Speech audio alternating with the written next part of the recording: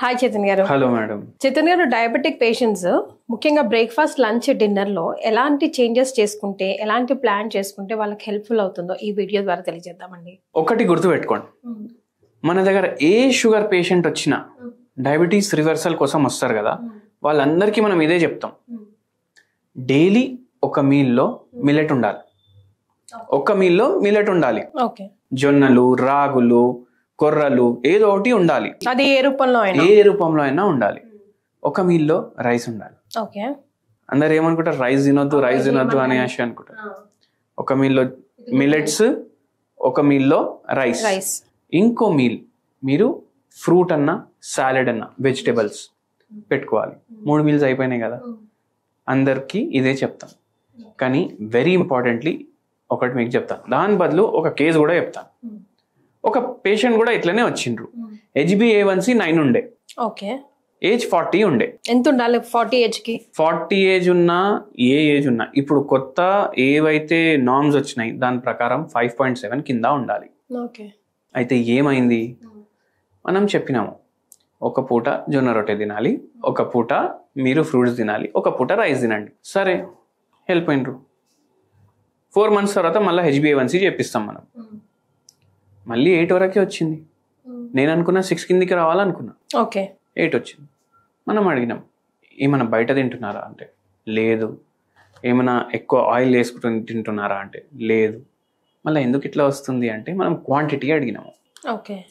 మనం fruits night time తినమన్నాము. ఈయన జొన్న రొట్టె నైట్ తింటుండే. మళ్ళీ ఒకవేళ జొన్న రొట్టె నైట్ తింటే కూడా ఒకటే జొన్న రొట్టె తినాలి. ఈ సార్ 5 జొన్న రొట్టెలు తింటారు. 5 చాలా ఎక్కువ, చాలా టూ మచ్. అది నైట్ టైం. అయితే ఎందుకు అంత అంటే నాకు ఆకలి అవుతుంది, నేను కంట్రోల్ చేసుకోలేకపోతున్నా అని అన్నారు. అయితే వెరీ ఇంపార్టెంట్లీ ఏంటంటే మీరు ఏ ఫుడ్ తిన్నా దాంట్లో మనకు క్యాలరీస్ గురించి ఐడియా ఉండాలి. డెవలప్ నేషన్స్ ఉంటాయి కదా, US, UK, ఆడ చిన్న చిన్న పిల్లలకి స్కూల్లో నేర్పిస్తారు ఇది తింటే నీ క్యాలరీలు అనేసి. మన దగ్గర అది నేర్పియారు. కడుపు నిండాలనే చూస్తామే.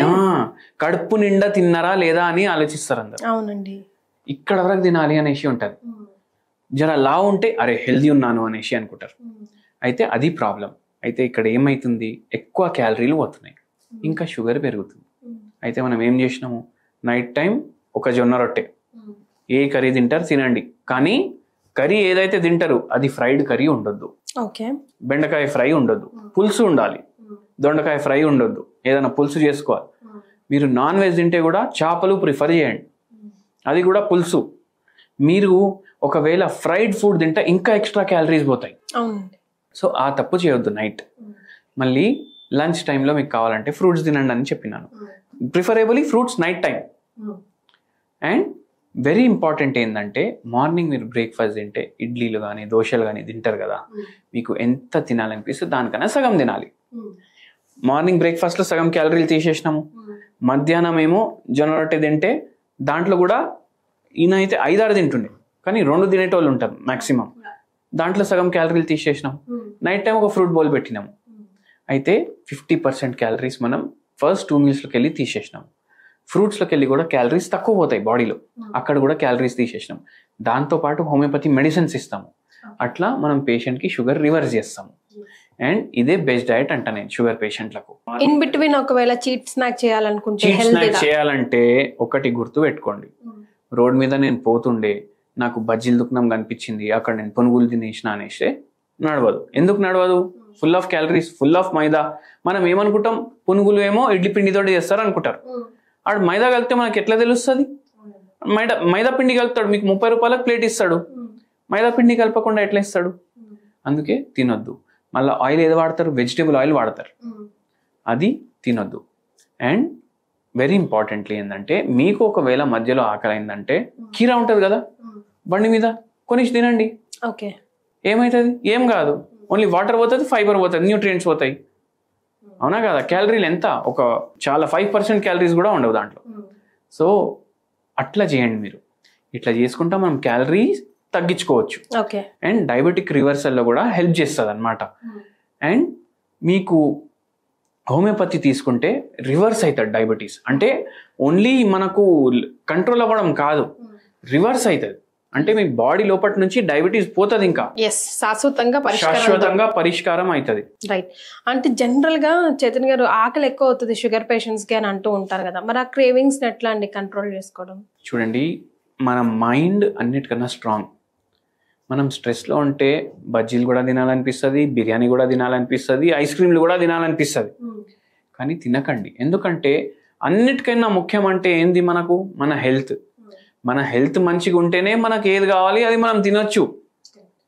సో దానిపైన మీరు కాన్సన్ట్రేట్ చేయండి. మనం తినడానికి బతుకుతలేం, మనకు వేరే పనులు కూడా ఉన్నాయి. పిల్లల్ని చూసుకోవాలి, ఫ్యామిలీని చూసుకోవాలి, జాబ్ చేసుకోవాలి, ఈఎంఐలు కట్టాలి. అవన్నీ వదిలేసి నేను తింటా అంటే మనం పోతే ఇవన్నీ ఏడిపోతాయి, అవునా కాదా? సో అన్నిటికన్నా ఇంపార్టెంట్ హెల్త్. దాని మీద మీరు ఫోకస్ చేస్తే ఇవన్నీ మర్చిపోతారు. ఒక వాల్ పేపర్ పెట్టుకోండి ఫ్యామిలీది ఫోన్లో, మీకు ఇట్లా ఏమైనా తినాలనిపిస్తే అది చూడండి, ఆటోమేటికలీ ఆ డిజైర్ పోతుంది. కానీ మనిషి అన్నాక టేస్టులు చేయాలి కదా చైతన్య గారు. టేస్టులు చేయాలంటే ఇంత బుక్క వేసుకొని వదిలేసేయండి, ఇంకా ఆ టంగ్ ని సాటిస్ఫై చేయండి. మీ మైండ్ సాటిస్ఫై అయిపోతుంది. మీ మైండ్ మీ కంట్రోల్లో ఉండాలి, మీరు మీ మైండ్ కంట్రోల్లో ఎప్పుడు ఉండొద్దు. Exactly. So healthy eating is like very important. అందులో మెయిన్ మీరు చెప్పేది ఎప్పుడైనా క్యాలరీ కౌంటర్ ఉండాలి కంపల్సరీగా అని అంటారు. హెల్దీ ఈటింగ్, క్యాలరీ కౌంటర్ ఉంటే సగం రోగం మన దగ్గరికే రాదు, వచ్చినా పారిపోతుంది. థ్యాంక్ యూ సో మచ్ అండి.